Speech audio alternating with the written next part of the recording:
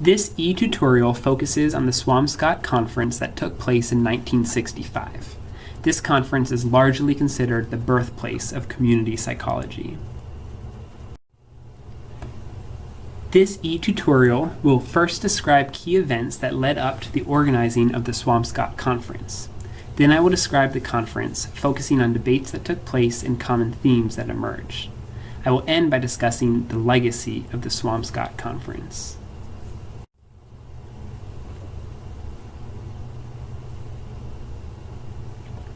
Two other factors that influenced the development of community psychology were deinstitutionalization and the community mental health movement. Effective antipsychotic medications became more available in the 1950s, and this enabled some people with serious mental illnesses to live outside of institutions, such as mental health hospitals. To support individuals who were previously living in institutions, community mental health centers became more popular. These community mental health centers aim to provide both traditional clinical care as well as promote mental health by creating healthy community spaces. Funding for community mental health centers also became available at a national level with President Kennedy's 1963 Community Mental Health Act. Some states, including Massachusetts, were leaders in the community mental health movement. The leadership of Massachusetts in these efforts is important to consider since the Swampscott Conference took place in Massachusetts. Through funding from the National Institute of Mental Health, Boston University provided some training in community settings for its clinical psychology graduate students. For example, some of these students got applied experience at the South Shore Mental Health Center in Quincy, Massachusetts. However, many students were frustrated by a lack of training for how to actually work in community mental health settings. Many people did not feel that clinicians were prepared for community mental health work. The idea for the Swampscott Conference first developed when some of these graduate students, along with their advisors, started thinking about better ways to train psychologists for community mental health work. When these students and their advisors learned that NIMH officials were willing to fund a conference on this topic, they began organizing what became the Swampscott Conference.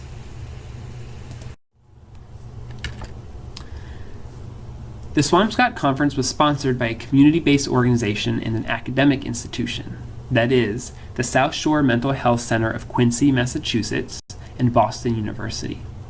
The original title of the conference was the Boston Conference on the Education of Psychologists for Community Mental Health. As the original name implies, the organizers of the conference were not focused on creating a new field called community psychology. Instead, the organizers' main goal was to explore training opportunities for psychologists in community mental health programs. This goal was directly related to the students at the South Shore Mental Health Center who were frustrated by a lack of training for community mental health settings. However, the conference ended up examining broader social interventions beyond those found in community mental health programs. The conference took place in the New Ocean House Retreat Center in Swampscott, Massachusetts, a suburb of Boston on the Atlantic coast. It lasted for approximately 5 days in May of 1965. The conference was attended by approximately 40 people. Most of the attendees were clinical psychologists, and some of the attendees were officials at the National Institute of Mental Health and community mental health practitioners. As you can see here, the organizing committee was made up mostly of psychologists at Boston University and the South Shore Mental Health Center. The conference attendees split into 3 separate groups for small discussions. The participants spent most of the time in these small groups, talking about community mental health centers, the roles of psychologists in community mental health, and whether community mental health was enough to solve the social problems that resulted from deinstitutionalization and the many World War II veterans who had mental health concerns. As you can imagine based on the picture of the New Ocean House where the conference took place, many small group discussions occurred outside near the shores of the Atlantic Ocean.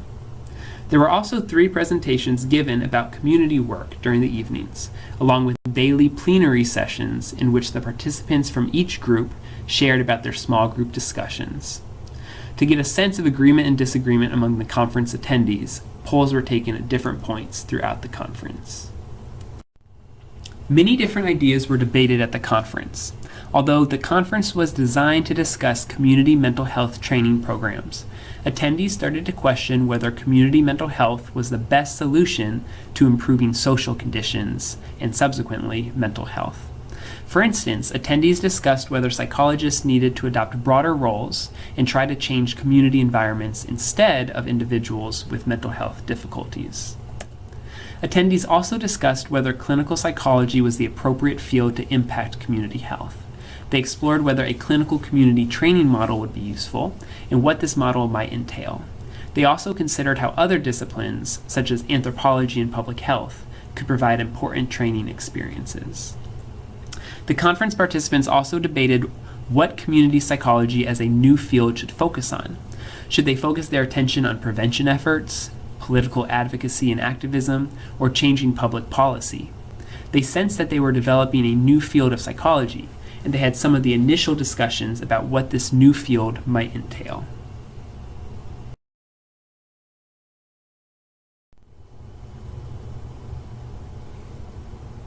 The attendees identified a few aspects of the new field of community psychology. First, they agreed to focus on the community aspect of community mental health. That is to say, they wanted to move beyond the medical model of disease within individuals and think about health from a broader community perspective. This also involved moving beyond treatment and thinking about health promotion at the community level. Second, they determined that it would be important for community psychologists to advocate for minority groups, including people living in low-income communities. Third, the conference participants thought it would be important to expand their scope beyond clinical settings to include social and political life. For example, they thought that community psychologists should become social change agents who work to improve the social situations that affect people's mental and physical health. This could involve becoming political activists who put pressure on elected representatives to work towards meaningful change at a community level. Finally, the attendees thought that community psychologists should become participant conceptualizers. What they meant by this was the idea that community psychologists should be engaged community members who are also committed to conceptualizing and helping solve community problems. The conference attendees also found some consensus around how community psychologists should be trained. They thought that training should be focused on prevention rather than solely the common treatment-based training. They also thought that the training should be hands-on and involve real-world practicum opportunities. Another key aspect of their training was research and evaluation to ensure that a knowledge base was being developed to inform best practices in community psychology. In fact, the attendees thought that the training should emphasize the scientific method and applying the scientific method to community problems. In line with this goal, they thought that there was a need for training at the PhD level so that students could understand how to ask questions about community phenomena and then design studies to help answer those questions. At the same time, they saw a need for training people who were not pursuing PhDs, but they did not come to a consensus about what this training may look like. Finally, the attendees also saw a need for a professional organization where community psychology principles and training opportunities could be further explored. This idea of a professional organization eventually led to the creation of Division 27 of the American Psychological Association. This division is called the Society for Community Research and Action. The conference had a profound legacy, and as I mentioned at the start of this e-tutorial, the Swampscott Conference is regarded as the birthplace of community psychology. Indeed, the conference is the first place where the field of community psychology was described in detail. A few specific legacies are also worth mentioning. First, the conference distinguished community psychology from community mental health. The participants envisioned community mental health as a part of community psychology.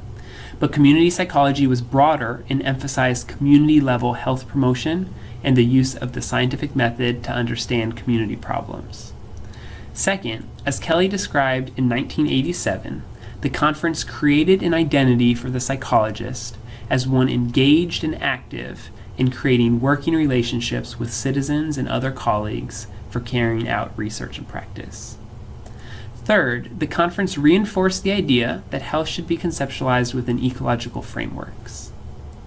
And finally, a report was published based on the conference proceedings, and this report gave credibility to the emerging field. The report also formed the basis for the proposal for the Society for Community Research and Action. Hopefully, this e-tutorial provided a sense of context in which the Swampscott Conference took place, as well as some details about the main conference themes and legacies.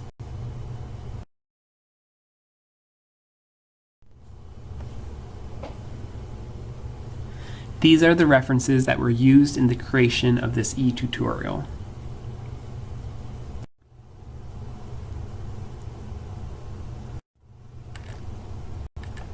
And these are the credits for the photos used throughout the presentation.